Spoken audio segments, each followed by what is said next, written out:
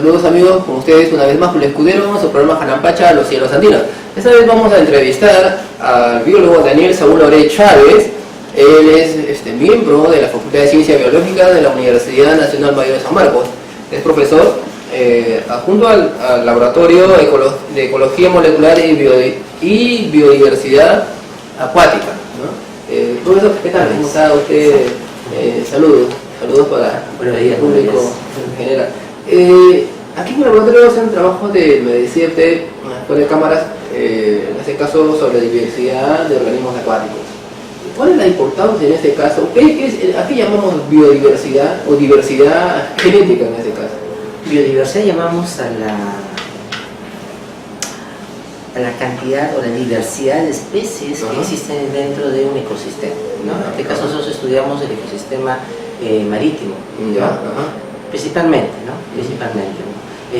Recursos hidrológicos, ictiológicos, los peces, ¿no? Como la merluza, la anchoveta, el bonito, ¿no? A lo largo del Perú. Y en el término de diversidad genética, ¿no? Podemos hacer la siguiente analogía, ¿no? Digamos que todos nosotros no tenemos reproducción sexual, ¿ya? Digamos que somos clones, ¿no? Reproducimos por clonación, ¿no? Y estamos viviendo, trabajando, comiendo, viviendo, entonces nos funciones como clones, ¿no? Y llega un momento, ¿no? En la historia de este grupo de clones, ¿no? Que llega un virus. Llega un virus, infecta a toda la población. Son clones, y como son clones, ¿qué significa clones? ¿No? En un término extremo. Todos tienen el mismo material genético. Si su respuesta al ambiente va a ser la misma, el mismo ADN, digamos, ¿no? La diversidad genética es cero. Entonces, todos van a tener la misma respuesta al virus. O sea, en ese caso, todos los clones tienen la misma carga genética. Correcto. El mismo ADN. Por eso llamamos la diversidad es cero. La diversidad es cero, ¿no? ¿Qué va a provocar? Extinción de ese grupo. ¿No? Extinción de ese grupo, ¿no? O sea, en este caso el virus, al atacar a esa población donde su diversidad genética es cero y no tiene una respuesta adecuada de defensa, si es que no tiene una respuesta adecuada, están condenados a la extinción, ¿no? Entonces, a esto llamamos diversidad. ¿Cuánta variabilidad hay? ¿No? Ese es el extremo de una población de clones, ¿no? Lo que queremos ver es si la población de merluza, caballa, anchoveta, es decir, los recursos hidrológicos, ¿no? ¿Cuál es el nivel, el estatus de la diversidad genética de estos recursos? ¿Y por qué estos recursos? Porque estos recursos, aparte de su importancia ecológica, dentro de la cadena trófica, ¿no? Estos recursos tienen una importancia social. Claro, son de importancia económica, digamos así. Correcto, ¿no? Sí, mantienen una industria que a su vez depende de varias familias que trabajan relacionadas a este recurso y son de consumo humano, ¿no? Entonces, para asegurar la provisión futura de estos recursos, es necesario conocer el estado de la diversidad genética de ellos.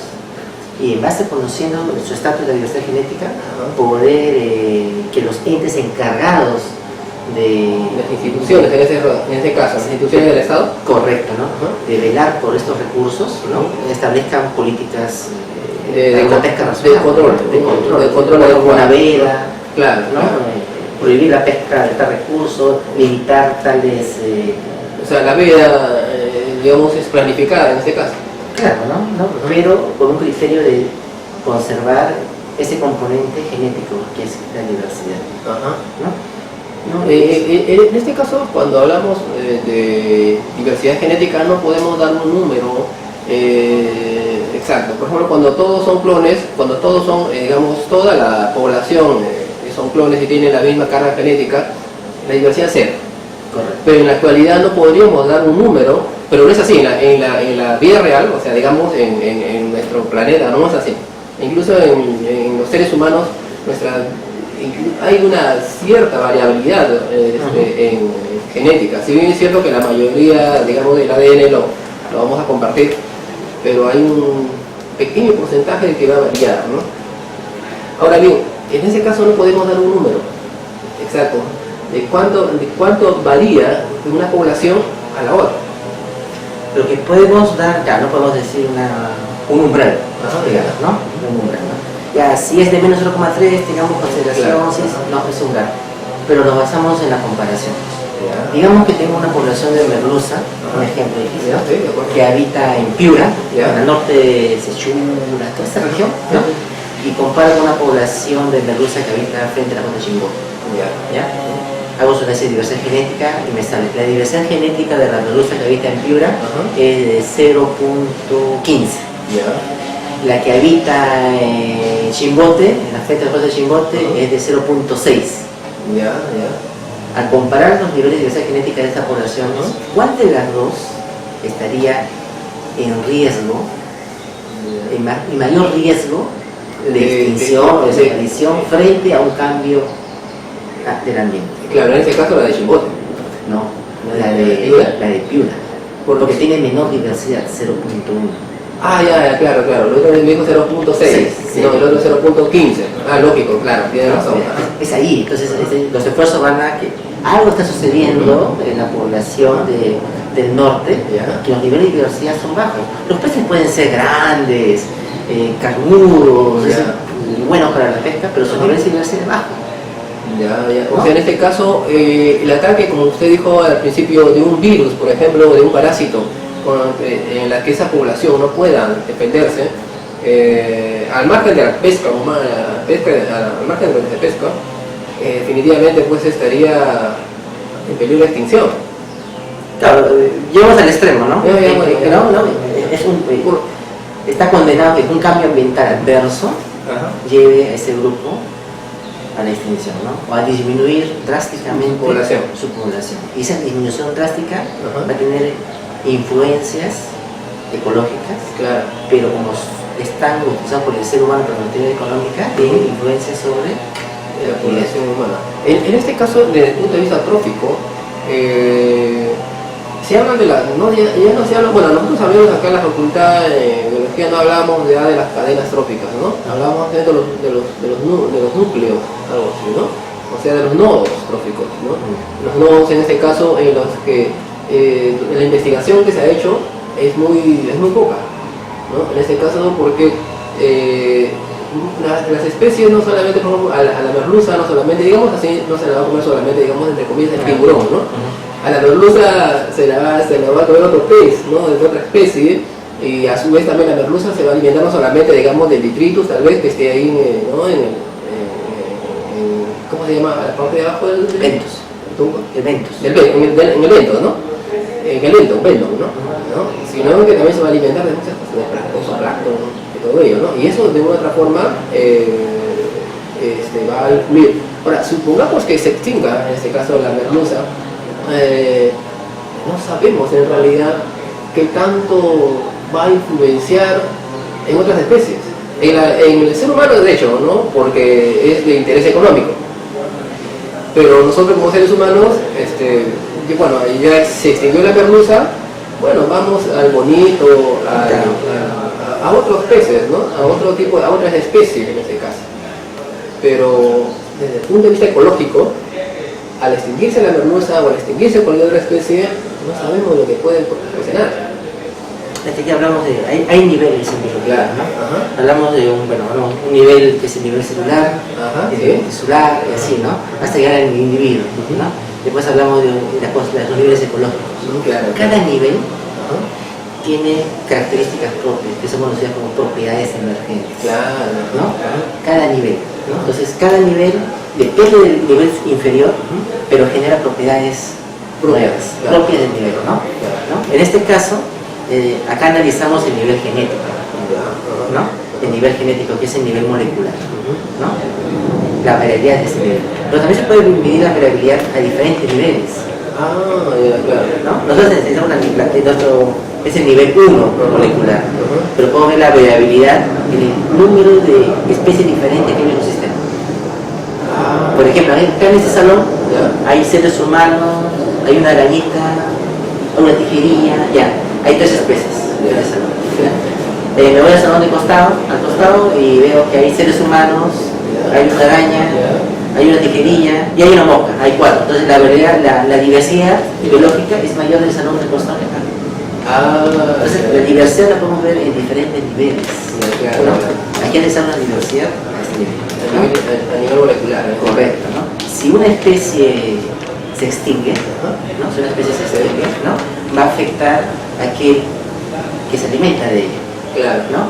Si se alimenta exclusivamente de ella, el efecto va a ser negativo, drástico, catastrófico, ¿no?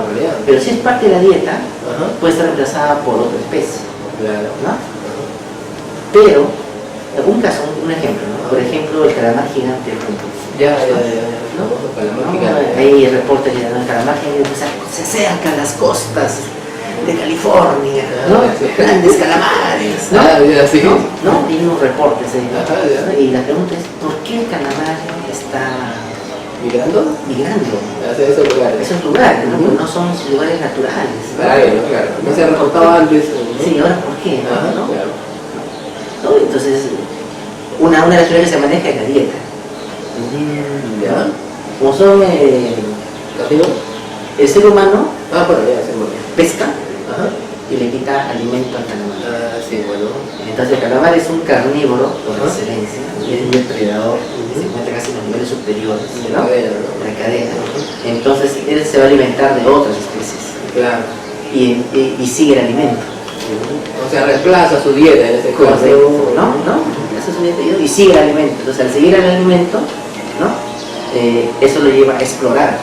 Claro. ¿No? Y expande su rango poblacional. Sí, antes estaba limitado a un sector, pero ahora se expande. Por necesidad tiene que ir a buscar alimento a otro lado, ¿no? Y si lo encuentra, se asienta. Claro. ¿No? Entonces, pero ese es otro nivel. Dentro de los niveles de negociación es otro nivel con sus propias propiedades. Claro. ¿No? En ese caso hablamos, había una explicación, por ejemplo, al ataque de tiburones, yendo a otro depredador, ¿no? Y por excelencia, en este caso los tiburones, en algunas playas, en algunos lugares de California también me parece, ¿no? O la Florida, ¿no? Muchos ataques de tiburones se acercan mucho a las costas. Esto, una de las explicaciones que daban era que, bueno, efectivamente, pues, los buques arrasan con toda la pesca, ¿no? Bueno, arrasan con los alimentos de esas especies y lógico, ellos tienen que migrar, buscar, ¿no? Y muchas veces se acercaban a las costas y lamentablemente había accidentes, ¿no? Había ataques a los bañistas y todo eso, ¿no? Era una de las causas, justamente lo que se acaba de decir, ¿no? El exceso de pesca por parte de digamos, de nuestra especie, ¿no? De los seres humanos. Ahora bien, aquí están trabajando con merluza, me decía, por cámara, con merluza, con anchoveta, con caballa, ¿no? Pejerrey, todos son de interés económico. ¿Y cuáles en este caso los resultados que han encontrado? O sea, bueno, hasta el momento que se ha hecho, el trabajo que se ha hecho, han encontrado poblaciones o subpoblaciones, me decía. Sí. En este caso, ¿cómo va a ver? Por ejemplo, en merluza, ¿no? Hay una hipótesis que se llama, ¿cuál es la hipótesis morfológica? ¿No? Las merluzas grandes se encuentran en el norte, ¿no? Y hay una estratificación latitudinal. Recordemos que la Tierra tiene latitud y paralelos, ¿no? Entonces, a medida de latitud norte a latitud sur, el tamaño de los individuos va disminuyendo. Es decir, los más grandes se encontrarán en Piura, los más pequeños frente a Shingon, ¿no? Es una estratificación latitudinal. Pero, ¿cómo se hacen los estudios de identidad poblacional? ¿No? Analizo la talla de los individuos, la distribución de sexos, cuál es su alimento, su espectro alimentario, la edad de la primera madurez sexual, y otros caracteres merísticos, ¿no? Y bueno, en base a estos estudios que se basan en el fenotipo, ¿no? Que es lo que se observa, lo observable, lo medible, ¿no? Las características, entre comillas, externas del individuo, ¿no? Se establece de que hay una sola unidad de merluza, ¿no? Pero sucedió algo anómalo en el niño del 97. ¿No? Durante ese niño del 97 se hizo un crucero de investigación de merluza, analizaron los datos y encontraron de que estaría presente dos poblaciones de merluza. ¿Dos poblaciones? ¿Allá en Piura? No, en la costa peruana. En la costa peruana, toda la costa. Y cuando hablamos de la costa peruana, de Tacna hasta... La merluza habita de la costa norte peruana. Ya. Llega hasta Lima. En algunos momentos puede llegar a Lima. Pero más abajo no. En este caso sería tal vez por la temperatura del agua. Correcto. Bueno, sí, en este caso, bueno, desde la costa de Chimbote al norte. Hacia el norte. Sí, ¿no? Extrañamente llega acá. Pero a ese rango. De acuerdo. Entonces, hallaron que había un límite que en base a sus estudios de caracteres fenotípicos, fenotipo, morfología, el paralelo 6. El paralelo 6. Del paralelo 6 al norte hay una subpoblación de merluza, y el paralelo 6 al sur, otra subpoblación. O sea, el paralelo 6, en ese caso, la latitud 6, ¿no? La latitud 6, ¿no? Claro, la latitud 6. Claro, está bien paralelo, ¿no? El paralelo, ¿no? Porque nosotros somos meridianos, ¿no? Sí. En este caso la latitud 6, pero la pregunta es, esa barrera natural, ¿por qué? Entonces, algo había sucedido en ese niño, ¿no? Y había las características de la merluza del norte, ¿no? Esos parámetros eran diferentes a las del sur. Entonces, en base a esas características, propusieron que había dos stocks. Dos stocks unidades poblacionales, ¿no? Pero esto es un término más complejo, agrupa una serie de poblaciones, criterios estadísticos, morfológicos, es un concepto más complejo, ¿no? Pero en el artículo yo propongo dos esto, recuerdo, y es allí donde el doctor Samamé, que ya falleció, ¿no? Entramos en contacto con él, ¿no? Él era el estudioso de merluza, ¿no? El especialista en la merluza, ¿no? El doctor Samamé, ¿no? Y bueno, propusimos un estudio para estudiar en el 2001 esta situación problemática. Claro. Estamos hablando que es de 2001, ¿no? Porque se observó en el 97. Y estaba en esa disputa. ¿Existe una población de merluza o existen dos? Poblaciones. ¿No? ¿Cuáles son las implicancias, ¿no? De que exista una o dos? El Estado dice, ya la pesca de merluza de este año, se produce de este año, va a ser de 100.000 toneladas. Ya, pero es 100.000 toneladas para todo el recurso. Porque considera que hay una población. Pero si consideramos que habría dos, diríamos, ¿no? En la población del norte va a ser 30.000 toneladas, en la población del sur va a ser 70.000. Bueno, 100.000 entre las dos. Entonces la gestión es diferente. Entonces conocer el número de unidades poblacionales de estos recursos es importante para la gestión de los mismos. Y esta gestión está en relación a conservar la especie. ¿No? Para la futura generación. Exacto, porque supongamos que la del norte se encuentra acá en los estudios que es más vulnerable, definitivamente pues el gobierno, el Estado tiene que decir, bueno, solamente de las 100.000 sacamos solamente 15, máximo 30, como se dice, ¿no? Mientras que la otra, que todavía se puede decir que no está, digamos, en peligro, entonces podemos sacar un poco más para compensar la otra, ¿no? Correcto. O en todo caso, digamos, su stock es mucho mayor. En la de Chimbote, por ejemplo, la de Chimbote comparado con la de Piura, entonces entonces también podemos aprovechar un poco mejor ahí el recurso, ¿no? Mientras que lo dejamos que la otra población, por estos motivos ecológicos, puede ser que esté en peligro, se haya disminuido. Entonces, bueno, en ese caso, en cuanto a la merluza, interesante. Y en cuanto a la anchoveta, por ejemplo, la anchoveta también es es una especie muy importante, en este caso, para nuestra economía. Yo le diría que es una especie que no tiene ni ese aspecto, ¿no? Cuando te vas a Icarica, ¿no? Si quieres pasar a Chile, empezar tu DNI, ¿no? Sí, claro. Si soy peruano, quiero ir a Chile. Cierto. Peruano. Chileno quiere pasar, presenta su documento. Claro. ¿No? Pero hay un asunto con la anchoveta, ¿no? El recurso anchoveta lo compartimos con Chile.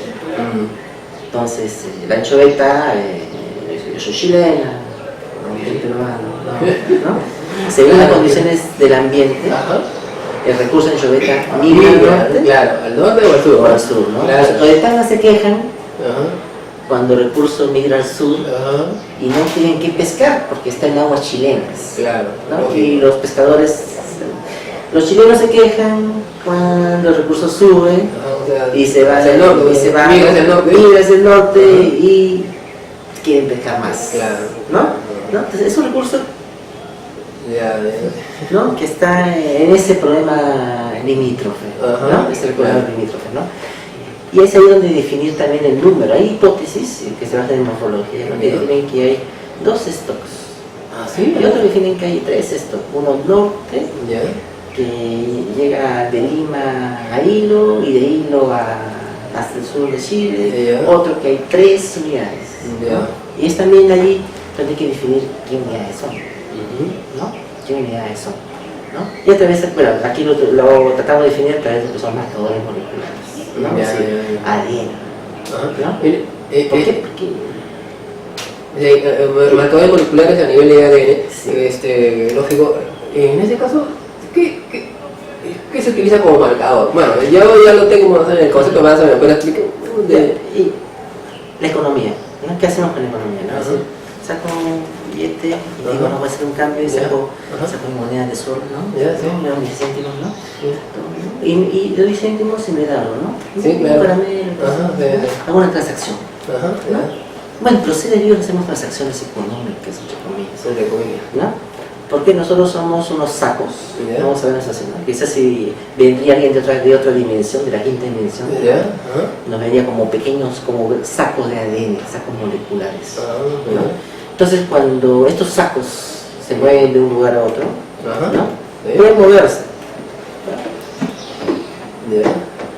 Pero hay un momento en el cual hacen intercambio de mercancía, que es el momento de la reproducción. O sea, intercambiamos el ADN, ¿no? Ahí hay un intercambio, ¿no? Entonces estos pequeños sacos de ADN, cuando se cruzan, hacen intercambio de información, ¿no? Y es lo que queremos seguir, ¿no? Por ejemplo, cuando Carlos Magno invade Asia, ¿no? Claro, la historia nos cuenta que llegó a Asia. No, Alejandro Magno. Alejandro Magno. Alejandro Magno, ¿no? Comienza a conquistar. Claro, por tradición oral, ¿no? Y un grupo de investigadores, la huella genética, la famosa huella genética, ¿no? De que este hecho se realizó, ¿no? Entonces comenzaron a sacar o a analizar el ADN de las poblaciones que habían sido conquistadas por Alejandro, ¿no? Y encontraron que en las poblaciones actuales había genes que están presentes en las poblaciones francas, pero que no deben estar en las asiáticas. Claro. ¿No? Y comenzaron a seguir esos genes, ¿no? Y coinciden con la ruta de conquista de Alejandro. O sea, todos sus soldados se han ido reproduciendo y han ido dejando los genes propios de la Europa del sur. Lo que pasó acá en Perú, ¿no? Claro. Nosotros tenemos genes de España. Claro, y árabes también. Sí, ¿no? O de otro que ese trabajo de investigación, bonito trabajo de investigación, también lo hicieron con Gengis Khan.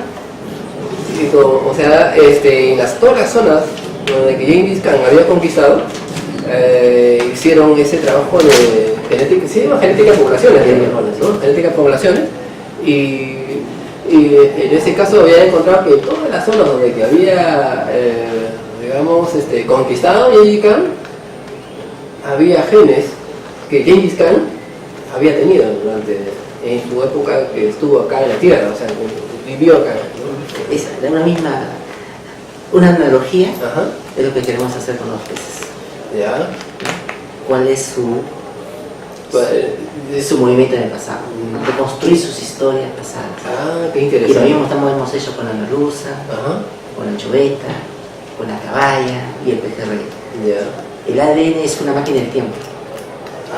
Nos permite viajar al pasado. ¿no? Y es lo que queremos, y es lo que hacemos acá, ¿no? Es decir, claro. ¿Cómo fue el pasado? Claro, en este caso, ¿con quién lo comparte? Sí. ¿Con qué otra especie está compartiendo esa parte de su ADN actual, ¿no? Muy bien, con esto regresamos entonces dentro de unos momentos. Ustedes, Julio Escudero, su programa Janampacha, los cielos andinos. Muy bien, con ustedes, Julio Escudero, el programa Janampacha, los cielos andinos. Estamos entrevistando al biólogo Daniel Saúl Orey Chávez. Él es miembro del laboratorio de ciencias biológicas, el laboratorio de ecología molecular y biodiversidad acuática, ¿no? Muy bien, profesor. Estamos hablando en este caso de la importancia de conocer la diversidad genética digamos, de especies marinas de importancia económica para el ser humano, ¿no? En este caso, la importancia de conocer, ¿cuál es la importancia de saber llevarnos de la historia? O sea, y es importante porque nos permite conocer la historia, digamos, o sea, del ADN, ¿no? ¿Se puede decir así? La historia de ese taxa en particular. De la taxa. De ese grupo de individuos. De especie, ¿no? De esa especie, usando el ADN. Ya. Así, por ejemplo, ¿no? ¿Qué hace la arqueología? Encuentra un yacimiento, ¿no? Aquí frente acá tenemos un yacimiento. Sí, claro, tenemos la huaca. ¿No? Una huaca ahí, ¿no? Y van los arqueólogos y comienzan poco a poco a limpiar y sacan una cerámica, sacan un muñequito, y ven la cerámica y ven rojo con naranja. Esta misma cerámica que encontramos en Lima, la encontramos en Ecuador. Son semejantes. Ajá. O sea, casi el modelo, la técnica, el pintado, la pintura, digamos. Claro, y uno dice, llega a concluir, entonces quizás hubo un contacto entre este grupo, ¿no? Claro, y comienzas a viajar en el tiempo, hacia atrás, en base a la evidencia que reúnes en el presente, ¿no? Entonces, el ADN, ¿no? Desde la primera célula, que se presentó hace miles, ¿no? Hasta el día de hoy, ¿no? Ha ido cambiando, mutando, ¿no? Y en ese recorrido evolutivo del ADN ha ido acumulando información. Claro. Ha ido acumulando información. ¿No? Así que el ADN se vuelve en una molécula que nos permite ser arqueólogos. Arqueólogos moleculares. Arqueólogos moleculares, qué interesante. ¿No? Es reconstruir la historia, ¿no? La historia de estas especies a lo largo del tiempo, reconstruir la historia, ¿no? Que es parte de la filogeografía, ¿no? El ADN acumula mutaciones, ¿no? Y lo que buscamos nosotros es esas mutaciones, ¿no? Y hay que aprender a leer el ADN, ¿no? Así como leemos un libro, ¿no? El ADN es un libro que nos cuenta la historia, ¿no? Hay técnicas de leerlo, y reconstruir, interpretar la historia. ¿No? En este caso, hace un momento hablábamos de los marcadores moleculares, creo, ¿qué utilizan como marcador en este caso? Un marcador es una región del ADN, ¿no? Que es capaz de pasar de una generación a otra generación y poderla seguir a lo largo del tiempo, ¿no? O puede ser un marcador del ADN aquel que está relacionado con una característica en particular. Por ejemplo, acá en el laboratorio, el año pasado, hemos ganado un proyecto, ¿no? Que era para identificar marcadores moleculares, secuencias de ADN que están relacionadas a inmunidad en trucha. La inmunidad en trucha. Porque las truchas, en este caso, ¿qué parte del ADN te permitía ser inmune algo así, a la trucha ante determinadas enfermedades? ¿Y qué fue? ¿No? Y eso fue un trabajo interesante. Hallamos que en el genoma de la trucha, en una región del cromosoma 8, había un clúster. Un clúster es un grupo de genes que cumplen una misma función, una función relacional. Era un clúster de aproximadamente 40 millones de letras, en el cual había unos... ¿40 millones de qué? De letras, de nucleótidos. Nucleótidos. Timina, citosina, guanina, 40 millones, ¿no? En el cual había unos 5 genes que estaban involucrados en la respuesta inmunitaria de la trucha frente a parásitos. Y analizamos la diversidad genética. Bueno, estamos en ese proceso de analizar la diversidad genética, pero nuestros resultados están revelando que la diversidad genética en esta región es muy baja. Es muy baja. Ahora, en este caso... Y eso nos da predecir que la respuesta frente a patógenos va a ser negativa. Porque lo que esperamos es... Como población va a ser negativa en este caso, ¿no? Claro, porque supongamos que hay un patógeno que pueda romper esa barrera, digamos, inmunológica, en este caso de esa población, y como es muy baja la diversidad, entonces peligro que se extingue. Sí, ese es un caso de marcador. Este marcador nos va a indicar ese resultado. Quizás para comprenderlo mejor, podemos citar el caso de la HIV. Aparece la HIV, epidemia mundial, alerta. La HIV y el virus de la inmunodeficiencia humana. La que provoca el SIDA, Es algo que comento casi en clase, como ejemplo, porque es ilustrativo, ¿Qué hubiera pasado si no hubiese existido los controles de la OMS para controlar la enfermedad? Posiblemente el 100% de la humanidad se hubiera infectado con el virus del hecho. Y como conduce a la muerte, posiblemente estaríamos en el peligro, cerca de la extinción. O sea, ahorita nuestra población estuviera disminuyendo drásticamente. Pero ahí está otra vez la palabra diversidad genética. Para que el virus reconozca, necesita de una proteína que tiene los leucocitos. Bueno, se encontró una población en África, que era inmune, me parece, ¿no? Sí, que era inmune, es decir, ellas se podían infectar se infectaban y no les pasaba nada, pero no morían, pero a los que ellas infectaban sufrían de enfermedad. Entonces eso llamó la atención a un grupo y comenzó a investigar. Y encontraron que ellas eran diferentes a las demás. Esa población era diferente. Ellas carecían de esa molécula que poseen los glóbulos blancos. La mayoría de nosotros poseen. Y como no la poseen, el virus simplemente no ingresaba. Por lo tanto, el virus podía estar en su plasma, pero no ingresaba en la célula.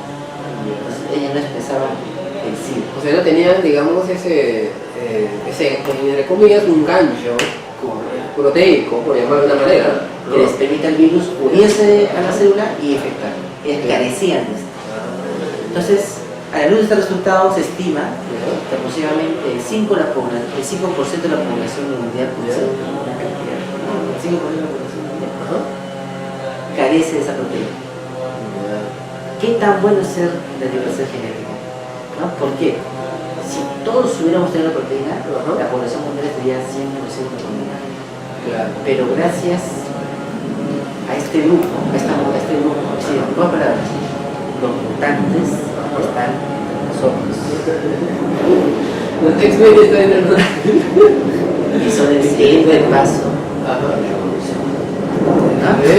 Bueno. Yo creo que vamos a tener que entrevistar otra vez sobre ese tema, ¿no? Porque sí, efectivamente, ¿no? A veces las mitologías, o lo que hace a veces, nosotros pensamos que a veces Hollywood hace, alucina mucho, pero muchas veces creo que está basado, la ciencia ficción, ¿no? Está basado en muchos descubrimientos o las posibilidades que va a tener la ciencia en el futuro, ¿no? Nosotros lo que buscamos en ese aspecto, es así como está planteado en los seres humanos, esas poblaciones de trucha, por ejemplo, que son importantes para la economía peruana. Las poblaciones de... Ahora tenemos un proyecto en lenguado que se aprobó por San Marcos, y vamos a estudiar esa diversidad de lenguado también, Este año vamos a comenzar el estudio, para conocer cuán diversa es, para poder afrontar estos cambios que estamos teniendo en el ambiente, que son drásticos, lo estamos viendo, cada verano es diferente del otro, pero la gente común es notorio, ¿no? La radiación también se incrementa, las temperaturas también se van incrementando, es decir, cómo las especies están la diversidad que posee en su carga actual Ajá. les va a poder favorecer afrontar estos cambios tan bruscos. Claro, exacto, ¿no? ¿Cuántas de ellas van a tener que sufrir el proceso de extinción? No solamente el interés económico para el ser humano, sino también otras muchas, y como decía, tal vez una de ellas, como decía el profesor, nuestro profesor, se me fue el nombre, también nos enseñaba el curso de ecología, ya está retirado en estos momentos, el profesor, hizo una opinión ahí, Luis Hoyos. Claro, el profesor Hoyos, ¿no? El profesor Luis Hoyos, ¿no? Luis Hoyos Maita. Él es muy bueno también explicando parte, ¿no? Decía, si hay una especie, no sabemos qué especie la que se extinga, una especie que sea realmente importante, ¿no? Que no la podemos realmente saber cuál de ellas es la que es importante. En este caso, al extinguirse a esa especie, como también lo acaba de decir hace un momento, puede acarrear un efecto cascada, ¿no? En las que comienza a extinguirse otras especies, ¿no? Y esas a su vez puede llevar a una catástrofe ecológica, ¿no? Y lamentablemente nosotros los seres humanos estamos contribuyendo pues en ese proceso, no solamente el ambiente, no solamente la parte... No, el ser humano juega un papel muy claro, está jugando un papel, digamos, tal vez negativo. Pero bueno, veamos la parte positiva de todo esto, porque ya estamos terminando el programa.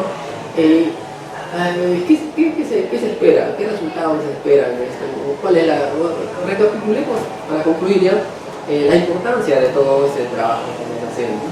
Bueno, lo que es estudiar la diversidad genética de los recursos hidrológicos, ¿no? Para tener una línea base de cómo estos pueden, es como un tampón para afrontar los cambios del medio ambiente, ¿no? Conocer y en base a eso poder que las entidades usen esa información para poder guiar sus políticas de pesca, ¿no? Eso es lo que a último término queremos que estos datos lleguen a ese nivel, ¿no? Hasta ahora son datos que se informan, ¿no? Pero no veo que se llegue a ese nivel de conciencia, ¿no? En este caso las autoridades sí, deben tener una consideración. Hay información que se produce, pero debería tener un mayor impacto en ese nivel, ¿no? Claro. ¿No? Y este conocimiento te va a permitir esta lectura del ADN, ¿no? Reconstruir el pasado de las especies, ¿no? Para poder, y lo que hemos o sea, no los solamente, estudios han demostrado. En este caso no solamente, digamos, se está digamos, estudiando el presente y el pasado de las especies, ¿no? como investigación básica, sino también que tiene una aplicación.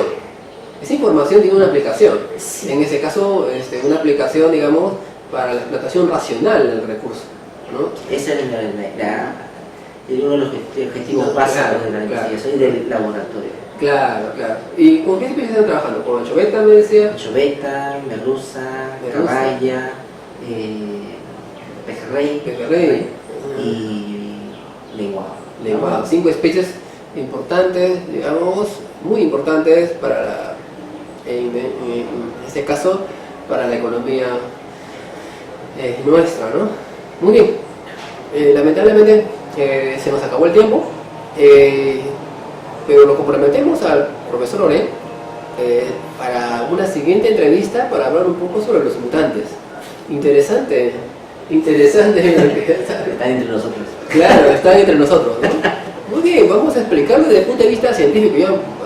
La ciencia ficción es cierto que es importante, es muy bonita muchas veces, nos hace soñar, pero vamos a explicarlo ahora desde el punto de vista científico. Se verá en un próximo capítulo de su programa Jarampacha, los cielos andinos, con ustedes, Julio Escudero. Hasta la próxima.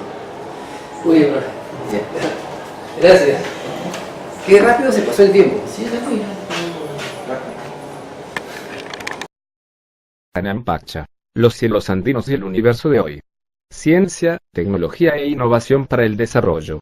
Financiado por el Programa Nacional de Innovación para la Competitividad y Productividad, Innógate Perú, de acuerdo al contrato 073, NIPT 2015, in memoriam. Astrónoma María Luisa Aguilar Hurtado.